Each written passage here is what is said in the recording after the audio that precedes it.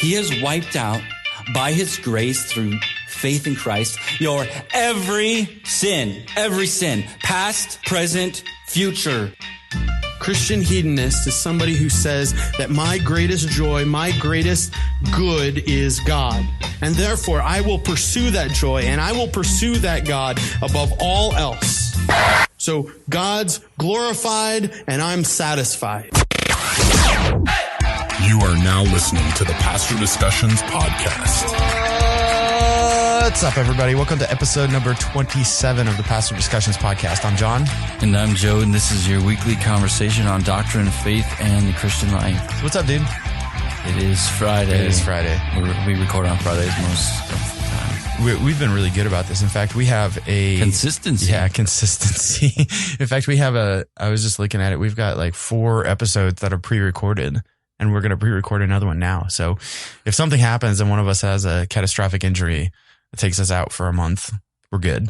Now, if it takes us out for 3 months, then at that point, it's going to be... Then you'll just come to the hospital. I'll come to the hospital with all this stuff, and we'll just do it. The good news is that... As long as we're not in a coma. Yeah. That'll be an interesting episode. What do you think, Joe? That's a good thought. Yeah. So the good thing is that pastor can be either plural or singular. That's true. So the Pastor Discussions Podcast can be just the singular pastor discussion. So if I get taken out, you can continue the work. That probably. And all 7 people will say amen. I think it'd actually be the other way around because I'd have to learn how to run all the equipment. You'd and be everything. Technologically inhibited. I think I could figure it out, but it would be a frustrating few days for me. So, are you finally comfortable with the Adobe thing? Yeah, I can get it pretty well. Still, there's a few things like I need to learn how to import images and then edit images. Those are kind of hard, but other than that, this last week, I was done with both videos in an hour and a half. There you go. So we do these welcome videos and goodbye videos for church service. Like it's sort of just announcements on a rotation and with some music and everything. And I used to do them and Joe took them over. And I thought for the first week or 2 weeks, I thought that I had broken you by giving it to you because there was this visible frustration on your face every day that you were working on it. But you came through. Yeah. Just repetition helps. And I've figured a few things out. There's some things I get stuck on, but yeah. So trying to be more self-sufficient. So. More technologically savvy. Yeah. Oh, cool. So this week we've got a special guest. Yeah. Brian Croft decided that we were worthy to do an interview with. So that's pretty awesome. He has graced us with his presence yet again. Every time that we've talked to him in the past, it's been because we're like, we need your help. We need to help think through something. But, so Brian he's a pastor in, Louisville, Kentucky, and he's the director of the, Center for Church Revitalization at Southern Seminary. And so we've had quite a few people that have mentioned the topic of church revitalization. And so we reached out to Brian and asked if he'd be willing to be on the show, and he graciously said yes. So we have 2 episodes with Brian. Yeah. So this first one today is aimed at everybody, but more specifically at pastors. And then next week's episode will be aimed at church members and what are the roles of each of those during church revitalization? What are some keys to working through some of the difficult times in church revitalization? So just a good conversation, and it should be really beneficial to pastors and church members. All right. So we are here with Brian Croft, and Brian is a church revitalizing pastor. He's sort of like a church revitalizing guru, I guess you could say. He's written books. So that means that That means it's expert. Yeah. So hey, guru fits, you guys. Yeah. So Brian is joining us from Louisville, Kentucky. So Brian, why don't you just introduce yourself? Tell us a little bit about, or tell our listeners a little bit about yourself. Well, I went on staff at a church when I was 20 years old in 1995. Went to college 2 years in Nashville, Tennessee, Belmont University, and felt some kind of call in ministry, but didn't know how to sort through it.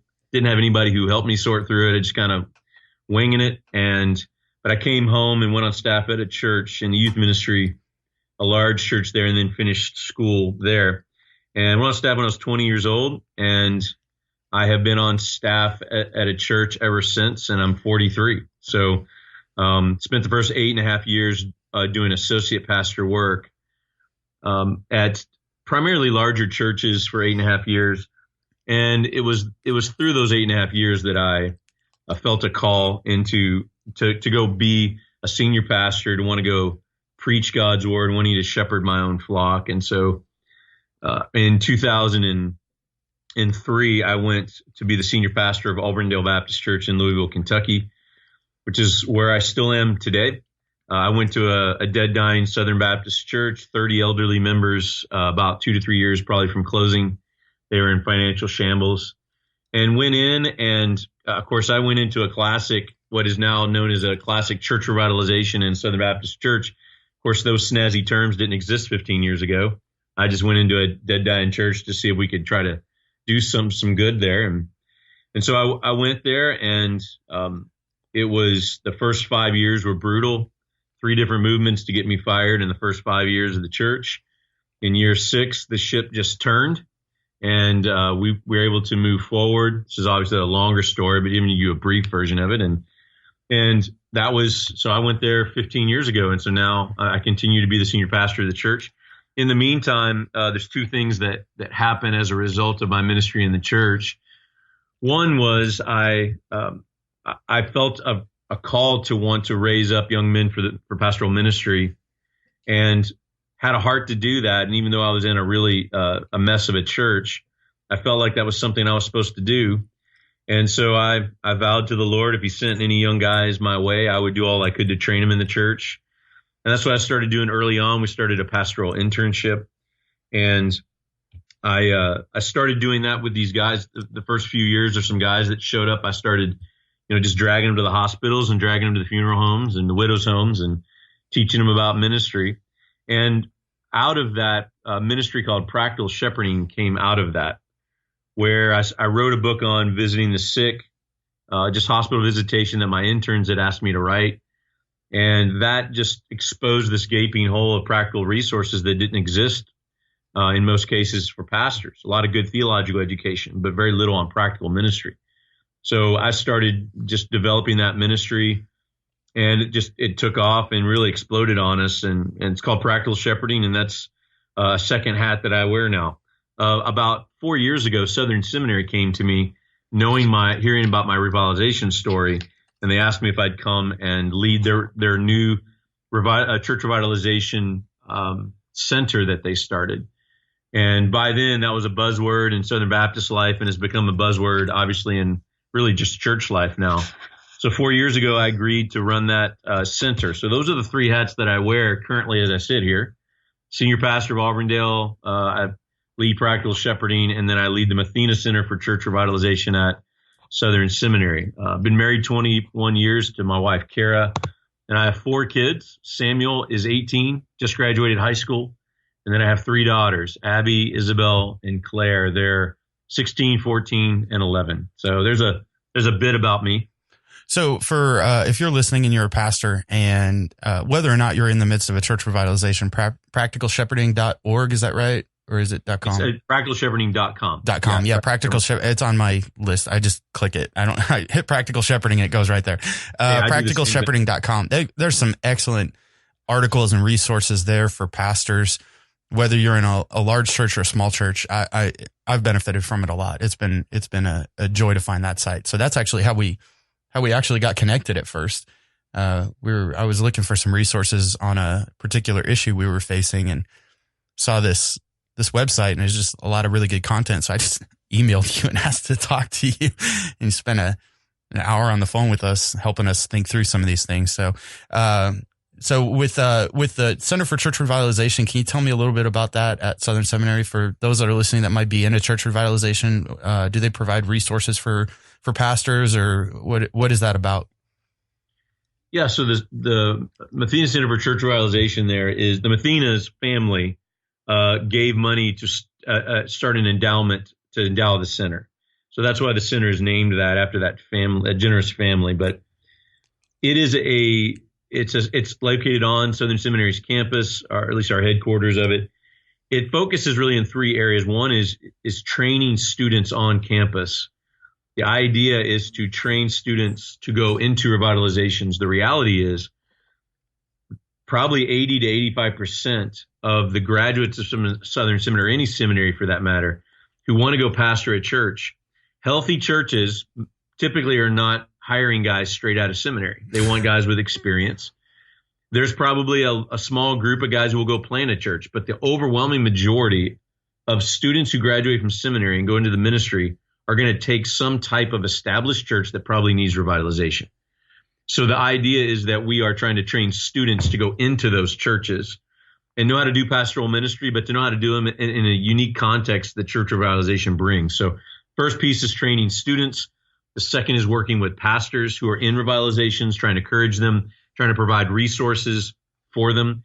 And the third is just working with churches, trying to help churches potentially evaluate where they are as a church, and then to evaluate how to find their next pastor that maybe would be able to lead them to the next place. So the center is mainly a resource-driven center. It's you can find it on Southern Seminary's website, and we have a blog and articles and different events we've recorded to produce content. But the other side of it is trying to just work with students and churches and pastors. Brian, so you talked a little bit about your experiences working through that. Can you define, just for somebody who doesn't know, what church revitalization is, and then maybe give some ways in which you can identify? Like, I think there's a lot of guys that come out of seminary, or I can speak for myself, you can come into a church and there's sometimes things look really good, and then they get there. Maybe some of the facade comes down after you've been there for a while, and you realize there's something that's not quite right. Maybe some of the ways to identify those things early, and just walk through some of those things. So define that, and then maybe some keys to identifying whether you're in one or not.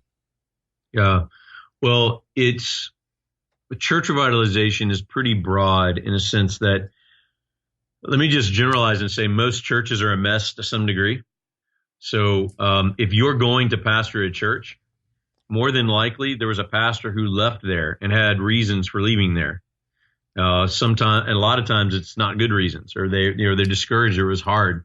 So unless you're following a guy who pastored there 40 years and is retiring, and it's a healthy church, you're going to see elements of dysfunction and unhealth that is just going to exist in most churches.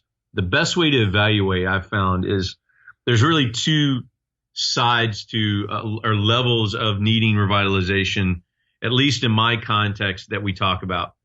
The first is what the North American Mission Board of the Southern Baptist Convention calls a replant.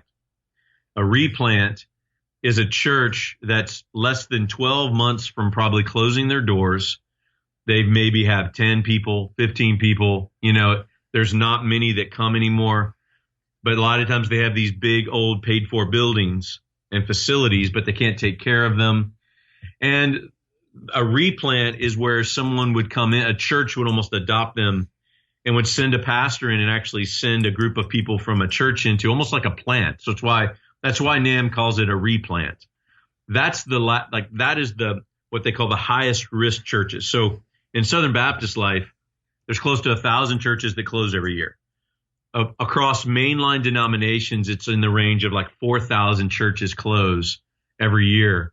So it's the churches that are going to probably close in the next year that are the highest risk, and they're at the bottom end of church revitalization, and something has to happen fast. So that's kind of replant category. The rest of the churches that would fall under revitalization can be churches that could exist another 5 or 10 years, but they've got 10 people. They maybe have money, but they're going to run out of that money in the course of several years. There's no one that they don't have a pastor. I mean, there's all kinds of revitalization situations. There's a church of 200-300 people that could be financially stable, but has been in decline numerically and in decline in a lot of different ways for many years. They hadn't had members come to the church in many years. The church hasn't grown numerically. It hasn't spiritually grown. It's just kind of stayed stuck. So even though there's a church that may have a couple hundred people and it's stable financially, there's just no life in the church. And so a lot of times that's discovered once a pastor goes to a church and sees it. So a lot of times you want to look for the practical signs of decline in general, but then you also want to assess, is there just a lack of spiritual growth here, a lack of spiritual vibrancy that you want to see in a church? And all those can fall into the category of church revitalization in most cases. So what would you say would be indicators of a lack of spiritual vibrancy in a church? I mean, I know that's kind of a broad question, but what are maybe some benchmarks that a pastor or a church member should look for to help see whether or not there's vibrancy in the church? Great question. I would say that because I believe that there's different philosophies of how to revitalize a church. What I came in and did in ours, and what I advocate for, the paradigm I advocate for in my revitalization book, and what the Mathena Center represents is this, and that is that the Word of God is what brings life to the church. God, through His Spirit, working through His Word, is what breathes life into a church and continues to have life in a church. So not pragmatism, not gimmicks, not entertainment. Again, a lot of people think that's the way to revitalize the church. And so I feel really strongly about the paradigm that I'm advocating for. So with that presupposition, I would say the way you look for life in a church is, is the word being preached in the church? Do people love the word and want to respond to God's word being preached? Is God's word, is the gospel preached? Are there conversions being seen? Are people growing in the Lord and growing in their hunger for the things of God? Those are all spiritual things that can be tangibly measured to some degree, though I realize that in some ways it can't. Do people love one another well? Do people take membership seriously, and do they sacrifice and love and care for one another? Those are all evidences of the fruit of the Spirit in their life, and that the Spirit's at work. So you want to look for the way that God is spiritually working in the church. And there are ways to measure that. And I would argue, I think, is a better way to evaluate a church than how much money do they give or how many people attend the church. So with that said, then what role? Let me back up. If you're a pastor and you're wondering more about church revitalization, we'll link these in the show notes. But Brian's book, Biblical Church Revitalization, excellent resource. There's one by Mark Clifton called Reclaiming Glory that is fantastic, and then another one by Andrew Davis and Mark Dever, Revitalize: Biblical Keys to Helping Your Church Come Alive Again. One of the things that all of those books emphasize is the role of prayer in church revitalization, because it obviously, like you said, it's the Spirit that gives life, and He has to be at work in the church in order for there to be that vibrancy, like you said, the fruits of the Spirit that are evidencing in transformed lives. What, with your experience in church revitalization, what role did prayer play in your experience at your church, and how did you invite others inside, or did you invite others outside the church to join you in praying for certain things? Yeah, definitely as we're talking about God breathing spiritual life back into a church, prayer has to be essential in that. And matter of fact, I remember my first Sunday here when I started to get a hint of maybe what I had stepped into. I remember coming to the church early before anybody got here, my first Sunday, and went and sat in the dark sanctuary and just felt really powerless to be able to do this on my own. And I remember in that moment real vividly, like it was yesterday, just crying out to the Lord in prayer, and spent time praying all morning there before anybody showed. And it was just kind of my way of saying, I don't have the skills to do this. Like, God, you have to intervene, and you have to come and bring life back to this church, or nothing can happen. And I remember that being such a pivotal moment for me. It was like at the very beginning of this ministry at the church, me just kind of handing it over and recognizing that I don't have the skills to just bring people and to do all this, that God has to work. And I would say that really set in motion a very prayerful posture that I had for many years at the beginning of this church, at being in this church, and how much that helped me just be able to not be tempted to want to step into my own strength and my own abilities, thinking I can take care of this, but just having to trust that God's going to continue to do the work. Praying regularly in the midst of revitalization was the constant reminder to me that God has to work. The moment we come into this thinking we can do this, and we can even do it with gimmicks and our personality and our gifts or whatever, that is a different approach than just feeling desperate for God to help. The desperation you feel is going to drive you to your knees, and that's really where you want to be in these situations. So likewise, that caused me to build relationships with other pastors outside the church who were praying for me. I have pastors in my life now who were friends of mine and part of that now, and they reflect on that. And matter of fact, one of my dearest friends, he reflected on it recently, talking about, he said, there are many times I didn't think he was going to make it. It was just so hard, and heard about what was going on. So bringing others in is crucial, but also bringing others into the church. Now, when I came here, it was a very lonely place because you had a lot of people against you. And so even though it wasn't everybody, but as new people started coming to the church, I, in different ways, brought them into this process. And a big part of that was praying and how to pray through different situations. So if I'm going into a really hard meeting that's probably going to have a lot of conflict, I had people praying as I was going into those meetings. I mean, it had to just be a constant flow of prayer in this situation. Otherwise, I think that was a big piece. Prayer and the word being preached regularly and ministered regularly, I think, were the two components that made the difference. So tied into that, I was thinking, there's a lot of guys that are walking through the early process, because there's a lot of guys that don't make it through that early process in churches. They come in, it gets really hard, and they take off. They get discouraged really quickly. So you've addressed some of those things. So what are maybe some keys for those discouraged guys? And then tied into that, when you go in to deal with conflict with people who are in direct conflict and they're fighting the direction you're going, how do you deal with those people who don't want to listen, who are kind of just, they've got their feet in the ground and they're not going to move, and you're trying to help shepherd them, but at the same time you've got other people you're trying to shepherd as well, and this person could take all of your energy to try to change their mind, and their mind's never going to be changed. How do you deal with those people as a pastor in a revitalization situation?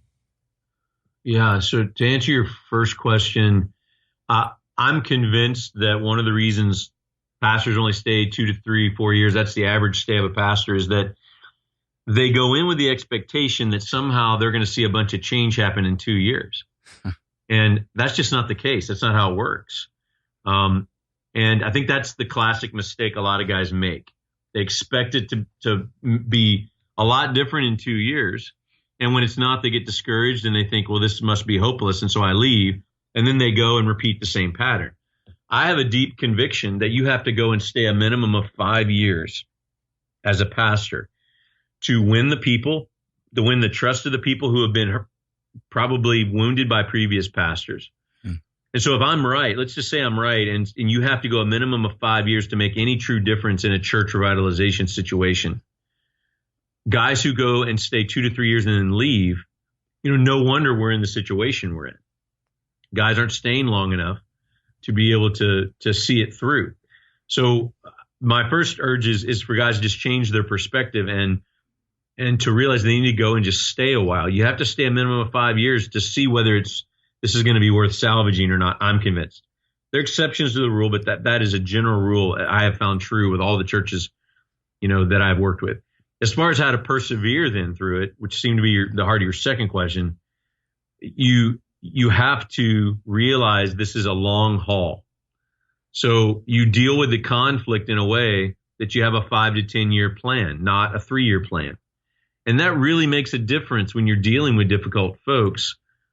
When you want to push something through because you know this is a mess, but having a 5 to 10 year plan gives you a patience in a way you won't have if you have a 3-year plan.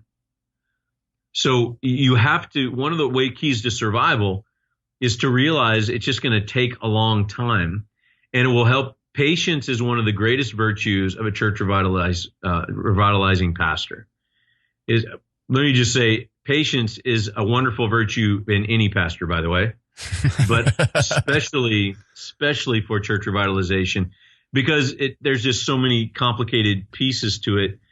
And it takes a good couple of years before you realize, what you're working with. So I commonly say that 2 years is just enough time for a pastor to realize what a mess of a church he just took. And 2 years is just enough time for that church to realize what a mess of a pastor they just got. And that's really where the work starts, if you ask me. And when guys bail at 2 years, they're missing the point of what this is about. So you're saying that for the guy that's in a church revitalization and he's struggling, he's thinking about leaving, it doesn't seem like he's seeing any fruit in it. You're saying stick it out. Like don't be willing to bail early, and be patient and just sit it out, continue to be faithful, and continue to pray that God will do something there. At what point should a pastor that's in a revitalization consider maybe this is not happening? I mean, maybe a better question, does God revitalize every church that's unhealthy? And as a pastor, how do you recognize when you've hit that point where it's no longer fruitful for me to be here?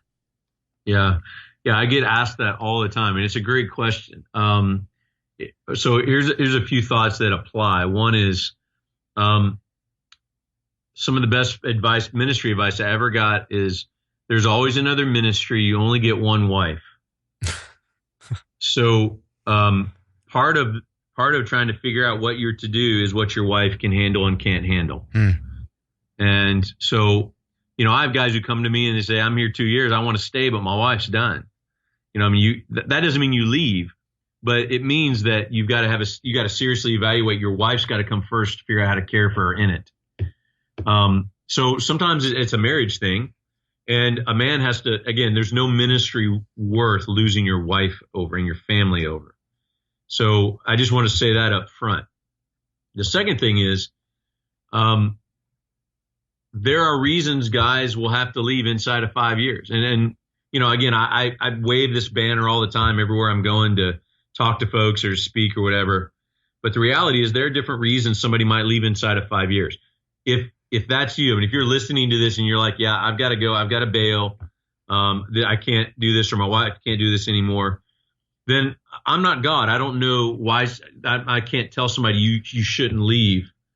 Here's what I will tell guys. If you leave inside of 5 years, even if you have a good reason to do it, then you need to be okay with all the hard work you did for 2 or 3 years in that church will probably vanish within 6 months. So that's kind of that. So when I started doing this, I was just waving that banner, look, just go and stay. But then obviously there's pushbacks like, look, there's reasons that I may need to leave. And I've had to consent and say, you're right. There are reasons guys need to leave. I have friends of mine who left their churches 2 or 3 years and they had good reasons to do so. But you've got to be okay with the fact that it'll look like potentially inside a year like you were never there. So you will have very little, if no, fruit that will remain, because that can't get established. I mean, I appreciate the parable Jesus tells in Mark 4. If the word's what builds the church, in Mark 4, the seed is the word that's sown, but that seed has to go out. It's got to find good soil. Sometimes it doesn't and dies, but the seed's got to find good soil. It's got to take root. It's got to grow out of the ground, and then it's got to bear fruit even. So, I mean, Jesus tells that parable because this is not quick. Yeah. The word has to have time to be sown and then find soil and bear fruit in the lives of God's. And that totally makes sense that would be God's design. I mean, versus in 3 months you break out and have revival and everything's great. Like that, it makes sense that God wouldn't function that way. So you have to just prepare that your work is gonna vanish potentially. And I believe that if you stay 5 years or more, there's better chance that the old dysfunctional patterns have been broken, and there's going to be more lasting fruit to come. But again, that's a general rule. But I feel compelled to say that in light of your question, because some guys will need to leave, but they need to be okay with that.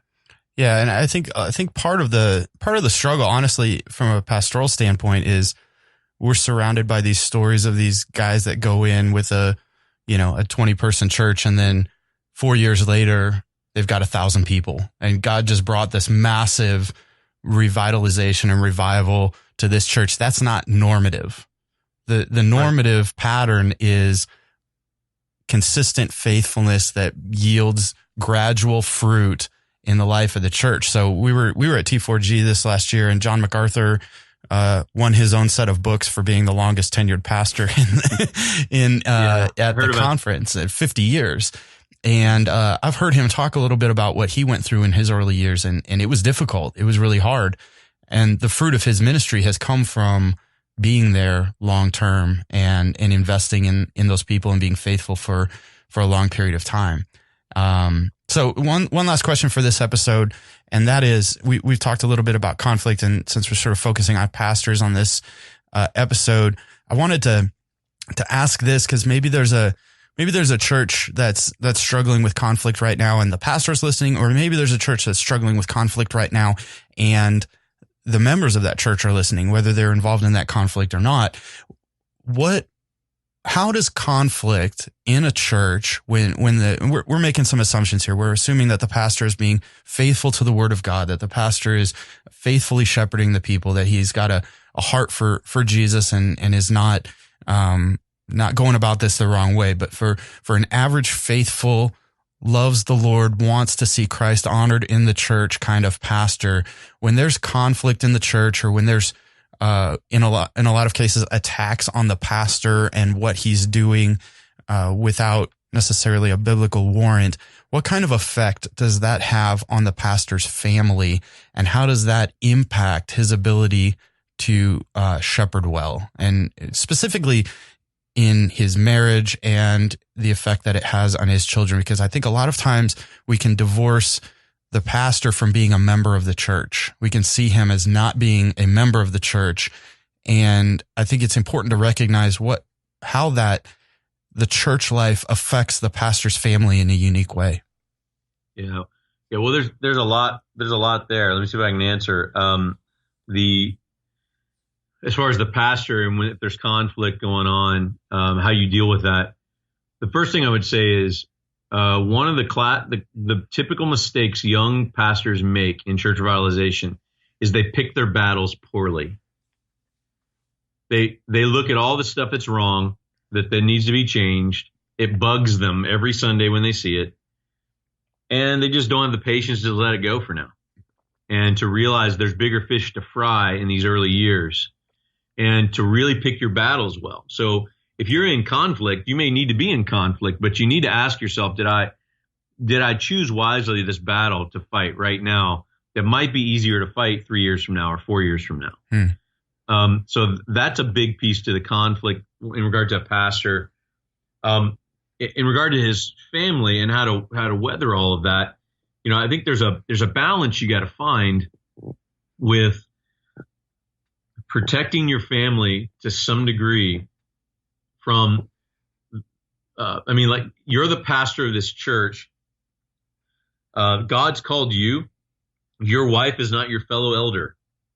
So, there's a balance with this, but the first thing I say is, you don't need to ask your wife to carry all the same burdens you're carrying around the church.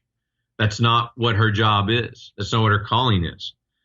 However, on the other side of that, your wife wants to share your life with you as a pastor. So you don't want to keep these things from your wife. So you come home, you're burdened, you're detached from your family, and you share nothing about what's going on. Like, your wife's just going to feel lonely and shut out. So there's a balance in finding your wife's not your fellow elder. At the same time, you got to let your wife suffer with you. And so there's a because that's what she wants. She doesn't want you to. I typically find our wives don't want us to fix everything. They just want to be able to walk through life with us. Yeah. And be a part of it. I think our kids are in a similar way, but one of the things that helped me is when I went through the really hard years at our church and all the conflict and fights and attempted firings, my kids were young enough to where they don't remember a lot of that. But even I had business meetings where were so hostile that my wife stopped coming to them. She actually went to work in the nursery every business meeting and took our kids with her. So she could so I have 5, so my oldest is 5 or 6. He's starting to follow what's going on, and they're going after dad. And but even a 3-year-old might be able to pick up that they're yelling at dad, but don't know why. Yeah. Either way, it was important for me to shelter my kids at that age aren't mature enough to sort through what's going on. Yeah. And so we purposely sheltered all of them from that in those years. If I had teenagers during that time, which I didn't, but I have teenagers now. I mean, if I was in the same situation, I would be talking to them about it. I would want, in a similar way, I would want them to know, yeah, this is hard and dad's struggling and we're trying to, but this is worth it. This is a noble work. It's what God's called me to. And I want you to understand that, but it's hard. And they want to be able to walk through life with you too. So it depends on the age of the kids to some degree. And then it's about balancing it out between involving them and sheltering them from some things. That's great. Well, thanks for being on this episode. We're going to have you on again next week and talk a little bit about Church Revitalization from more of a member perspective, since we've been focusing more on pastors this episode. So appreciate you being on, Brian. Yeah, thanks for having me, guys. Well, it was more for us than anybody else, I think.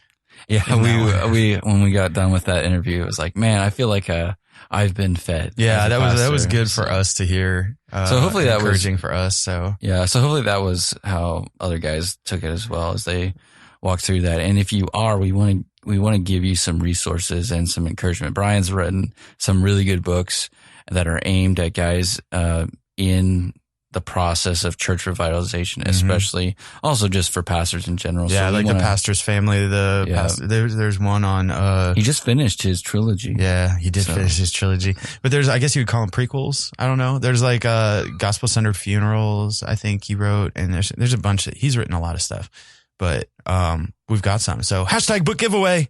Yep. It's time to give more stuff away. We're giving away some Brian Croft books. Yeah. Which we tried to give some stuff away last week. And yeah, so let's cover that real quick. All right. Steven Dresden and Stacy Wolgacki. We got to talk for a second. Yeah. Like, we want to give you stuff. Talk. We want to give you stuff. We are trying to give you things. So, if you have not already, by the time this airs, go ahead and send us a message and we've got some books for you. If we don't hear from you, we're going to pick 2 other people and we're going to send the books to them. So everybody else is like, don't do it. Don't call. Yeah. So Stacy and Steven, get in touch with us. And we'll send you your books. And for this next week, we're going to give away, to 3 different people. 2 different people. Okay. So we're going to give, books away by Brian Croft. And so you need to go to pastordiscussions.com /giveaway, and sign up there and share that on all social media with #PDP giveaway. And we're going to pick somebody who signs up and somebody who shares, you said? Yeah. Yep. Yeah. So once you go on there, share that website, pastordiscussions.com /giveaways, and use that hashtag PDP giveaway. And you'll get stuff. Exactly. Possibly. Maybe. Yeah. But if you're like me, you're like, I'll never win. But yeah, that's the thing. Like, Chris Sinclair didn't think he'd win anything. Yeah, he got that Spurgeon Bible. He did. Yeah. And he had to fight his wife off for it, apparently. Hopefully you didn't have to go buy another one. Well, hopefully you did have to go buy another one. Yeah, that's a worthwhile purchase. So we're giving away some Croft books if you'd like those. And listen, if you're not a pastor, enter anyway, because your pastor would love these books. They're going to help him in his ministry. They're going to bless him. They're going to encourage him. And so even if you just want to enter to give away to your pastor, you will benefit from that through his ministry being blessed by these books. So yes, sign up. So pastordiscussions.com /giveaway. Good plug. Okay. All right. I did one good. All right. So next week we're talking with Brian Croft again. He's back. In fact, we should just refer to him as Brian. Yeah. I mean, Yeah, we'll just call him Brian. He's not Brian. It's sort of like you say the full name every time. Right. Like Brian Croft. Yeah. It's just Brian.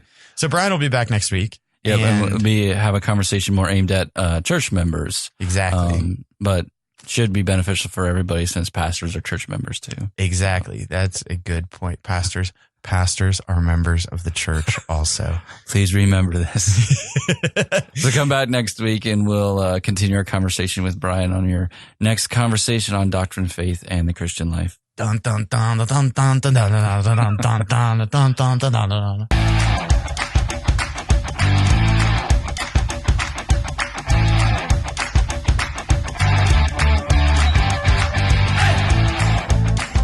I need this whole bookshelf taken down, that wall removed.